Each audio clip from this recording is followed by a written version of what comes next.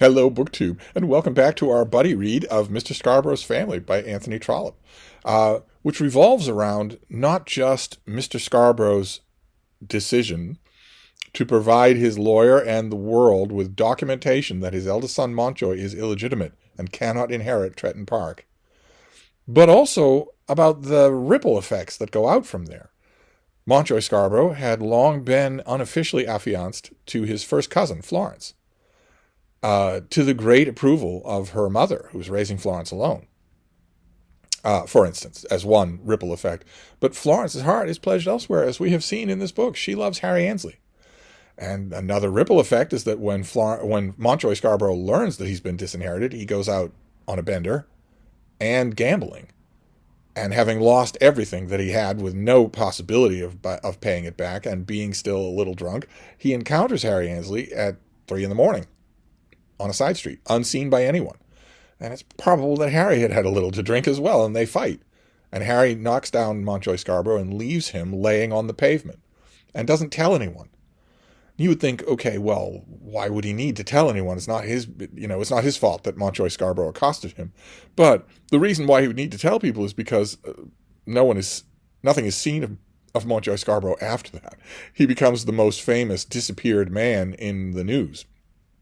And still, Harry does not go forward to the police to tell them anything.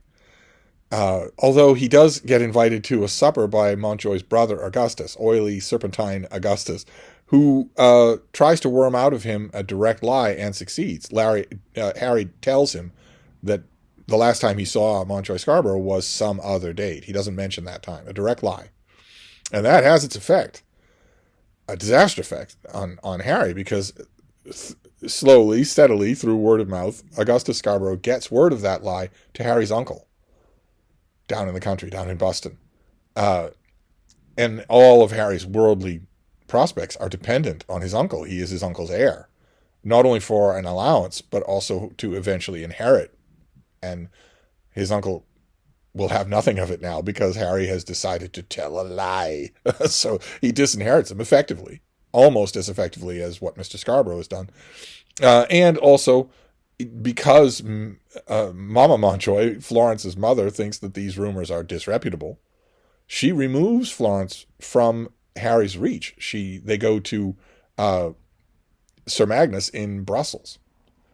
So Florence is nowhere near Harry. He can't get at her to convince her of anything, even though he's already pledged her his heart and she has pledged him hers. The family, Sir Magnus and his wife and Mama Montjoy, all think that such pledges can be weakened and then counteracted by pressure being put on Florence while she's in Brussels without Harry anywhere around, especially since there's a substitute. Mr. Anderson of the legation is a relatively good-looking young man. He is the second son of a baronet. He's got an income of his own. He is a silver-tongued devil. And the family figures, well, if we put her in his way and he keeps pressing his suit and we make her miserable and let her know that we will stop making her miserable if she accepts him, well, then nature will take its course. But they're reckoning without the firm steel of Florence Montjoy, who in this chapter, I know that I've called her a bit of a ninny in the course of this book, but in this chapter, I believe you may end up estimating her a little higher.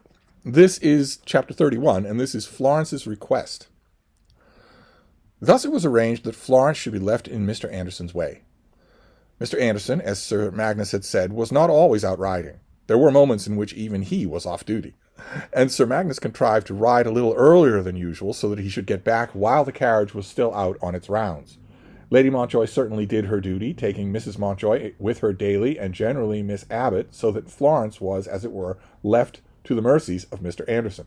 So in other words, Sir Magnus goes out riding every day. It's his principal occupation as a diplomat. And his wife, Lady Montjoy, goes out in her carriage every day for the same reason, so that everybody in Brussels can see them. And Lady Montjoy has decided to take Mama Montjoy with her on those peregrinations, in addition to Miss Abbott, her lady's maid, and leave Florence behind. Well, if those two things happen at the same time, well, then Florence can just read in the legation or walk in the garden. But if Sir Magnus gets back early, then Harry is back early, and suddenly they're alone, with Florence's mother out of the picture. Not that her mother would be much protection. Her mother has agreed with this plan. Uh, let's see here. She would, of course, shut herself. She could have, of course, shut herself up in her bedroom, but things had not as yet become as bad as that. Mr. Anderson had not made himself terrible to her. She did not in truth fear Mr. Anderson at all, who was courteous in his manner and complimentary in his language, and she came at this time to the conclusion that if Mr. Anderson continued his pursuit of her, she would tell him the exact truth of the case. As a gentleman and as a young man, she thought that he would sympathize with her. The one enemy whom she did dread was Lady Mountjoy. She too felt that her aunt could, quote, take her skin off, as Sir Magnus had said. She had not heard the words, but she knew that it was so, and her dislike of Lady Mountjoy was in proportion. It cannot be said that she was afraid. She did not intend to leave skin in her aunt's hands. For every inch of skin she was resolved to take an inch in return. She was not acquainted with the expressive mode of language which Sir Magnus had adopted, but she was prepared for all such attacks. Sir Magnus himself, since he had given up the letter to her, she did feel some regard for him. She gets a letter from Harry, and he lets her see it. Behind the British minister's house, which, though entitled to no such name, was generally called the Embassy, there was a large garden, which, though not much used by Sir Magnus or Lady Mountjoy, was regarded as a valuable adjunct to the establishment. Here Florence betook herself for exercise, and here Mr. Anderson, having put off the muddy marks of his riding, found her one afternoon. It must be understood that no young man was ever more in earnest than Mr. Anderson. Okay, so this is Trollope coming forward and saying, look, I've been cagey and I've been sarcastic, and I have allowed the reader to lampoon Mr. Anderson in the comments of his co-workers, but I want to tell you directly that he is earnest. He is in earnest in putting his suit. He, too, looking through the glass which had been prepared for him by Sir Magnus, thought that he saw in a not very distant future a Mrs. Hugh Anderson driving a pair of gray ponies along the boulevard, and he was much pleased with the sight. It reached to the top of his ambition. Florence was to his eyes really the sort of girl whom a man in his position ought to marry. A secretary of legation in a small foreign capital cannot do with a dowdy wife, as may a clerk, for instance, in the Foreign Office. A secretary of legation, the second secretary, he told himself, was bound, if he married at all, to marry a pretty and distinguished wife. He knew all about those intricacies which had fallen in a peculiar way into his own hand. He's not actually the second lady. Anyway, let's just go on. Mr. Blow might have married a South Sea Islander, and would have been none the worse as regarded in his official duties. Mr. Blow did not want the services of a wife in discovering or reporting all the secrets of the Belgian iron trade. There was no intricacy in that, no nicety. There was much of that. There was much of what, in his lighter moments, Mr. Anderson called sweat. He did not pretend much capacity for such duties, but in his own peculiar walk he thought he was great. In other words, he doesn't do the work. Mr. Blow and Mr. Arbuthnot do the work.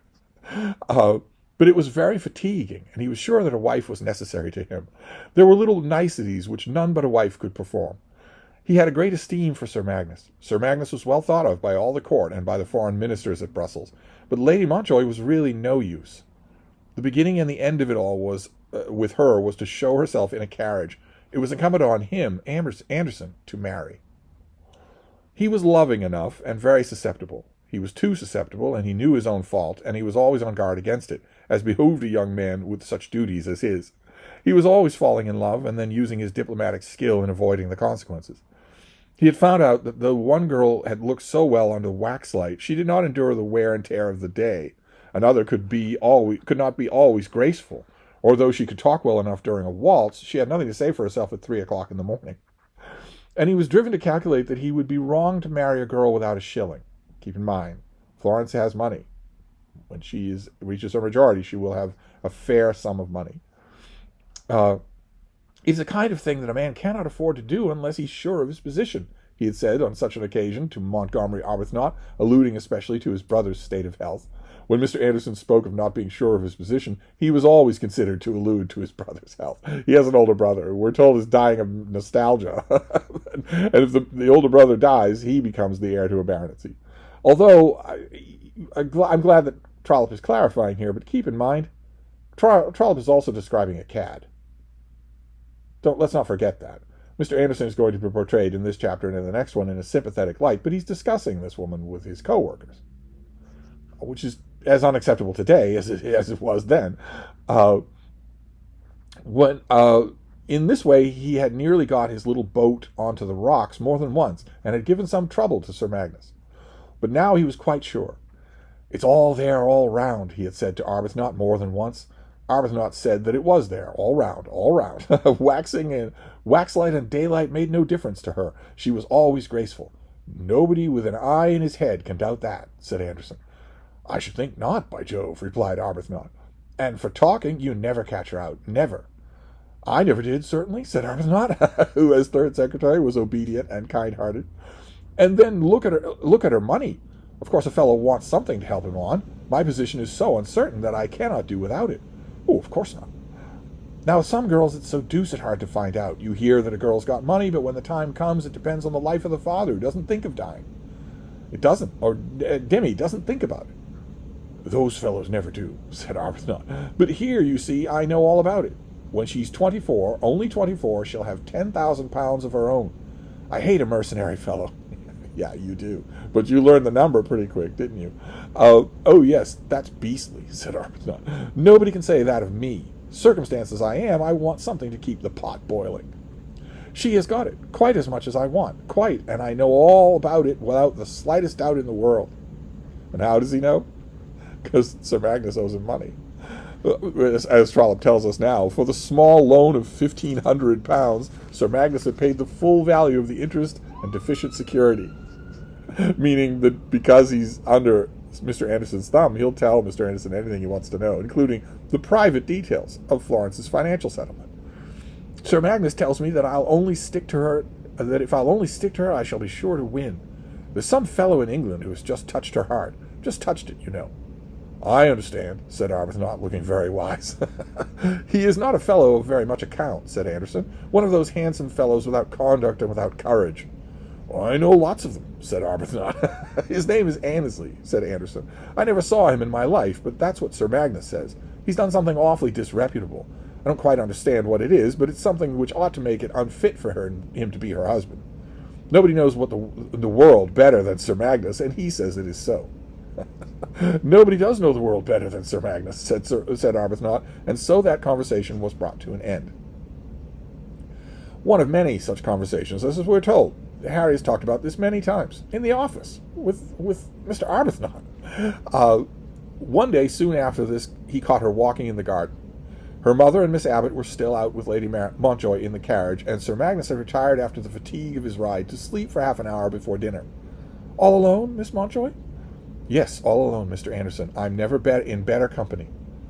"Well, so I think. But then if I were here, you wouldn't be alone, would you?" "Not if you were with me." "That's what I mean. But yet two people may be alone as regards the world at large, mayn't they?" "I don't understand the nicety of languages well enough to say. We used to have a question among us when we were children whether a wild beast could howl in an empty cavern. It's the same sort of thing." "Why shouldn't he?" "Because the cavern would not be empty if a wild beast were in it. Did you ever see a girl bang an egg against a wall in a stocking and then look awfully surprised because she had smashed it?" "I don't understand the joke. I might point out here that the reader is not going to understand the joke either. Where is the editor? Where is the editor here? None of this is annotated. It's sheer nonsense to a 21st century reader, even to a 20th century reader. Anyway, let's go on. She had been told she couldn't break an egg in an empty stocking. Then she was made to look in, and there was the broken egg in her for her pains. I don't know what made me tell you that story." "It's a very good story. I'll get Miss Abbott to do it tonight. She'll believe everything." "And everybody? Then she is a happy woman." "I wish you'd believe everybody." So do I. Nearly everybody. There are some inveterate liars whom no one can believe." "I hope I am not regarded as one." "You? Certainly not. If anybody were to speak of you as such behind your back, no one would take your part more loyally than I. Nobody would." "That's something, at any rate. Then you do believe that I love you?" "I believe that you think so." "And that I don't know my own heart?" "Well, that's very common, Mr. Anderson. I wasn't quite sure of my own heart 12 months ago. Now I know it." He felt that his hopes ran very low when this was said. She had never before spoken to him of his rival, nor had he to her. He knew, or fancied that he knew, that her heart had been touched, as he had said to Arbuthnot.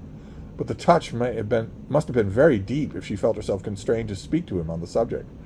It had been his desire to pass over Mr. Annesley, and never had hear the name mentioned between them. "You were speaking of your own heart?" "Well, I was, no doubt. It's a silly thing to talk of, I dare say." "I'm going to tell you of my heart, and I hope you won't think it silly. I do so because I believe you to be a gentleman and a man of honor." He blushed at the words and the tone in which they were spoken, but his heart fell still lower. "Mr. Anderson, I am engaged." She's told him this already, but now she's going to elaborate. Here she paused a moment, but he had nothing to say. "I am engaged to marry a gentleman whom I love with all my heart, and with all my strength, and all my body. I love him so that nothing can ever separate me from him, or at least from the thought of him. As regards to all the interests of life, I feel as though I were already his wife. If I ever marry any man, I swear to you that it will be him." Then Mr. Anderson felt that all hope had utterly departed him. She had said that she believed him to be a man of truth. He certainly believed her to be a truth-speaking woman. He asked himself, and found it to be quite impossible to doubt her word on this subject. "Now I will go on and tell you my troubles. My mother disapproves of the man. Sir Magnus has taken it upon himself to disapprove, and Lady Montjoy disapproves especially. I don't care two straws about Sir Magnus or Lady Montjoy. As to Lady Montjoy, it is simply an impertinence on her part interfering with me." There was something in her face when she said this which made Mr. Anderson feel that if he could only succeed in having her and a pair of ponies, he would be a prouder man than the ambassador at Paris. And I admit, that moment is nice. That's Florence in full fettle. But he knew that it was hopeless. "As to my mother, that is indeed a sorrow. She has been to me the dearest mother, putting her only hopes of happiness in me. No mother has ever more devoted to her child, and of all children I should be the most ungrateful were I to turn against her. But from my early years she has wished me to marry a man I could not bring myself to love. You have heard of Captain Scarborough?" "The man who disappeared?" "He was, and is, my first cousin." "He's in some way connected to Sir Magnus?" "Through Mamma. Mamma is aunt to Captain Scarborough, and she married the brother of Sir Magnus. Well, he has disappeared and has been disinherited. I cannot explain all about it, for I don't understand it, but he has come into great trouble. It was not on that account that I would not marry him. It was partly because I did not like him, partly because of Harry Annesley. I will tell you everything, because I want you to know my story, but my mother has disliked Mr. Annesley because she has thought he interfered with my cousin." "Oh, I understand all that." "And she has been taught to think that Mr. Annesley has behaved very badly. I cannot quite explain it, because there is a brother of Captain Scarborough who has interfered. I never loved Captain Scarborough, but that man I hate. He has spread those stories. Captain Scarborough has disappeared, but before he went he thought well to revenge himself on Mr. Annesley. He attacked him in the street late at night and endeavored to beat him." "But why?" "Why, indeed, that such a trumpery cause as a girl's love should operate with such a man. I can understand it. Oh, I can understand it." "You might as well give it up, Mr. Anderson. I believe he was tipsy, and he had been gambling and lost all his money, more than all his money. He was a ruined man, and reckless and wretched. I can forgive him, and so does Harry. But in the struggle Harry got the best of it, and left him there in the street. No weapon had been used except that Captain Scarborough had a stick. There was no reason to suppose him hurt, nor was he very much hurt. He had behaved very badly, and Harry left him.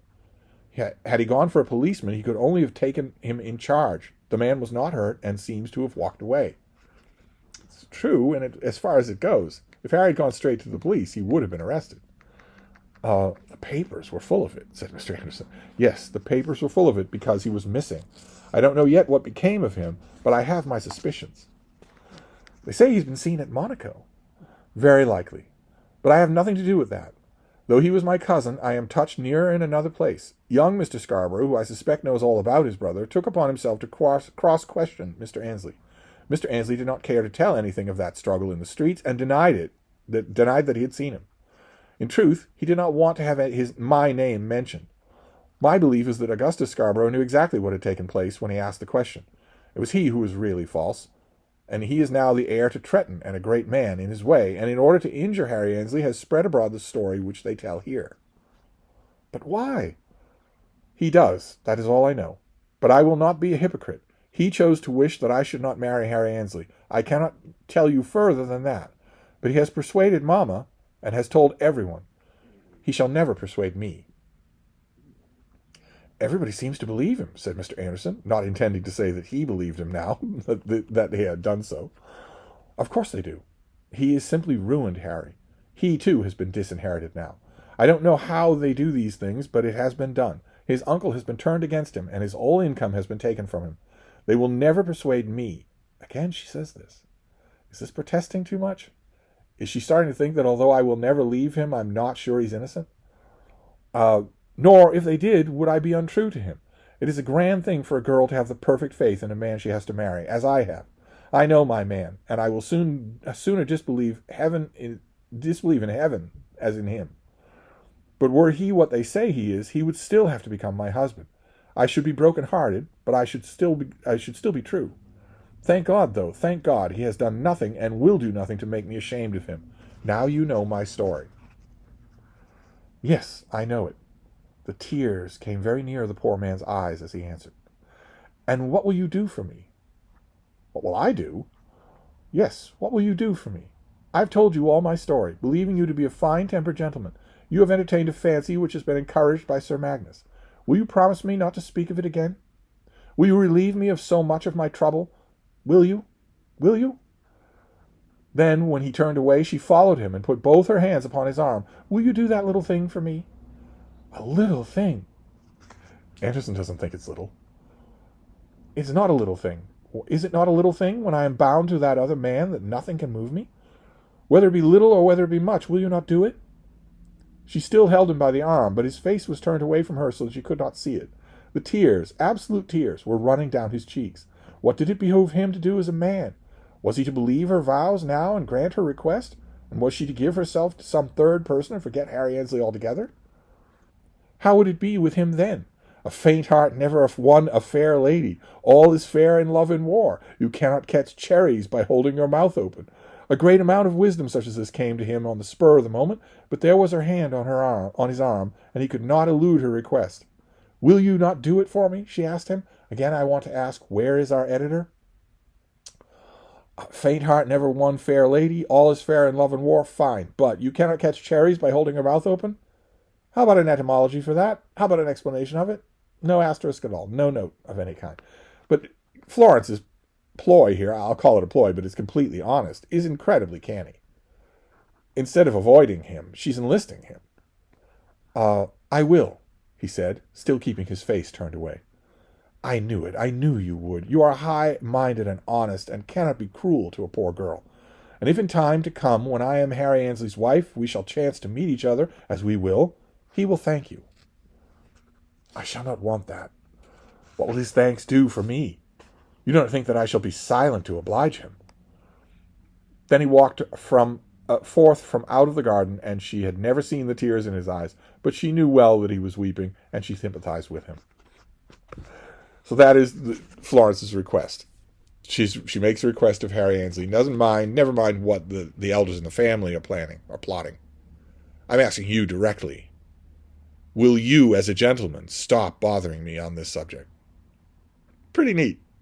Pretty passionate. When Trollope gets a mind to write a scene like this, he can do a pretty good job. He's better when it's tragic, and there is no tragedy here yet, but maybe Anderson thinks he's in a tragedy. Certainly he might. So anyway, that is that chapter. We're going to move on next time. So I will stop here, and I will see you then.